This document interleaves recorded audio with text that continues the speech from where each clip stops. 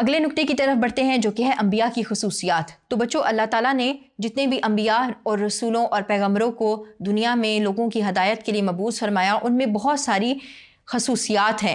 آئیے one by one مطالعہ کرتے ہیں کہ پہلی صفت کیا ہے۔ تو بچوں، انبیاء میں جو پہلی صفت پائی جاتی ہے وہ ہے بشریت۔ بشر کس کو کہتے ہیں؟ انسان کو، یعنی جو انبیاء مبعوث ہوتے ہیں وہ انسان ہی ہیں۔ آج تک کوئی فرشتہ مبعوث نہیں کیا یا کوئی کسی جن کو انسان کی رہنمائی کے لیے مبعوث نہیں کیا گیا، بلکہ اس کے لیے انسان کا ہی انتخاب کیا گیا، کیونکہ ایک انسان ہی انسان کے معاملات کو اچھے طریقے سے سمجھ سکتا ہے۔ اللہ تعالیٰ نے قرآن مجید میں فرمایا وَمَا أَرْسَلْنَا مِن قَبْلِكَ إِلَّا رِجَالًا نُوحِي إِلَيْهِمْ مِنْ أَهْلِ الْقُرَىٰ، اور ہم نے تم سے پہلے بستیوں کے رہنے والوں میں سے مرد ہی بھیجے تھے جن کی طرف ہم وحی بھیجتے تھے۔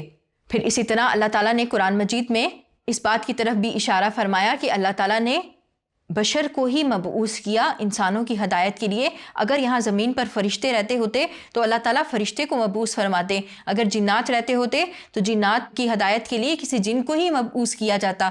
تو چونکہ یہاں پر زمین پر انسان کی حکمرانی تھی، لہٰذا وہاں پر انسان کو ہی بحیثیت رسول اور نبی مبعوث کیا گیا۔ اللہ تعالیٰ نے فرمایا قُل لَوْ كَانَ فِي الْأَرْضِ مَلَائِكَةٌ يَمْشُونَ مُطْمَئِنِّينَ لَنَزَّلْنَا عَلَيْهِمْ مِنَ السَّمَاءِ مَلَكًا رَسُولًا، کہہ دو کہ اگر زمین میں فرشتے ہوتے کہ اس میں چلتے پھرتے اور آرام کرتے یعنی بستے، تو ہم ان کے پاس فرشتے کو پیغمبر بنا کر بھیجتے۔ تو بچوں، آپ نے یہاں پر دیکھا کہ اللہ تعالیٰ نے بشر کی ہدایت کے لیے بشر کو ہی رسول اور نبی بنا کر بھیجا۔ اگلے نقطے کی طرف بڑھتے ہیں جو کہ ہے امین۔ بچوں، رسالت کا جو فریضہ ہے وہ ایک امانت ہے۔ اللہ تعالیٰ کی طرف سے رسول اور انبیاء کو یہ ایک امانت دی جاتی ہے کہ وہ اللہ تعالیٰ کا پیغام لوگوں تک پہنچا دیں۔ رسالت کوئی کسبی چیز نہیں ہے کہ آپ نے اپنی محنت سے، ریاضت سے اس کو حاصل کر لیا، بلکہ یہ وہبی چیز ہے۔ اللہ تعالیٰ جس کو چاہتا ہے عطا کرتا ہے۔ اللہ تعالیٰ نے قرآن مجید میں خود اس بات کی طرف یوں اشارہ فرمایا ذَلِكَ فَضْلُ اللَّهِ يُؤْتِيهِ مَن يَشَاءُ وَاللَّهُ ذُو الْفَضْلِ الْعَظِيمِ، یہ اللہ کا فضل ہے، جسے چاہتا ہے عطا کرتا ہے، اور اللہ بڑے فضل کا مالک ہے۔ تو بچوں، جو انبیاء ہوتے ہیں وہ بشر میں سے ہی ہوتے ہیں، لوگوں میں سے ہی ہوتے ہیں، لیکن ان کی کوالٹیز دوسرے انسانوں سے ڈیفرنٹ ہوتی ہیں کہ وہ متقی ہوتے ہیں، نیک ہوتے ہیں، امانت کا پاس رکھنے والے ہوتے ہیں۔ لہٰذا اللہ تعالیٰ بشر میں سے ہی اپنے اچھے بندوں کو منتخب کر کے ان کو رسول اور نبی بناتے ہیں۔ اگلا نقطہ ہمارے پاس ہے تبلیغ احکام الہی۔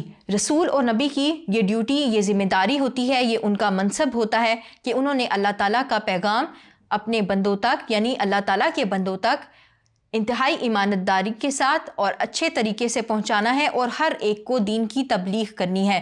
تو اس سلسلے میں جو رسول اور انبیاء ہوتے ہیں وہ اپنی خواہشات سے کچھ بات نہیں کرتے، بلکہ وہ اللہ تعالیٰ کے حکم کے پابند ہوتے ہیں۔ جو بات وہ کہہ رہے ہوتے ہیں وہ اللہ تعالیٰ کی طرف سے ہوتی ہے۔ اللہ تعالیٰ نے خود قرآن مجید میں فرمایا وَمَا يَنطِقُ عَنِ الْهَوَىٰ إِنْ هُوَ إِلَّا وَحْيٌ يُوحَىٰ، اور نہ خواہش نفس سے منہ سے بات نکالتے ہیں، یہ قرآن تو حکم خدا ہے جو ان کی طرف بھیجا جاتا ہے۔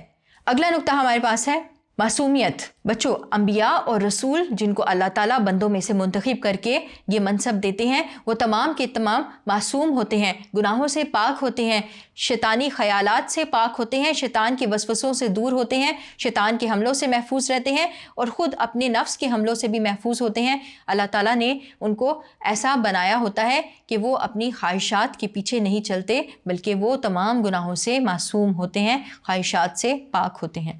اگلا نقطہ ہمارے پاس ہے واجب اطاعت۔ اللہ تعالیٰ جن کو رسول اور نبی بنا کر لوگوں میں مبعوث کرتا ہے تو لوگوں کی یہ ذمہ داری ہوتی ہے کہ جس امت میں وہ مبعوث کیے گئے ہیں ان کی اطاعت کی جائے، یعنی امت پر ان کی اطاعت واجب ہے، جیسا کہ ہم پر رسول اللہ صلی اللہ علیہ وسلم کے احکام کی اطاعت واجب ہے۔ اللہ تعالیٰ نے قرآن مجید میں فرمایا وَمَا أَرْسَلْنَا مِن رَّسُولٍ إِلَّا لِيُطَاعَ بِإِذْنِ اللَّهِ، اور ہم نے جو پیغمبر بھیجا ہے اس لیے بھیجا ہے کہ اللہ کے فرمان کے مطابق اس کا حکم مانا جائے۔ تو بچوں، نبی اللہ تعالیٰ کی طرف سے مبعوث کردہ ہوتا ہے، لہٰذا اس کی اطاعت اللہ کی اطاعت ہوتی ہے، یعنی ہم پر یہ لازم کیا گیا ہے کہ ہم رسول کی اطاعت کریں۔ تو جب ہم رسول کی اطاعت کرتے ہیں تو بیسیکلی ہم اللہ رب العزت کے احکام کی پاسداری کر رہے ہوتے ہیں۔ یہ رسول اور نبی وہ ہوتے ہیں جو ہمیں اللہ کا راستہ دکھاتے ہیں، ہدایت کا راستہ، نجات اور فلاح کا راستہ دکھاتے ہیں۔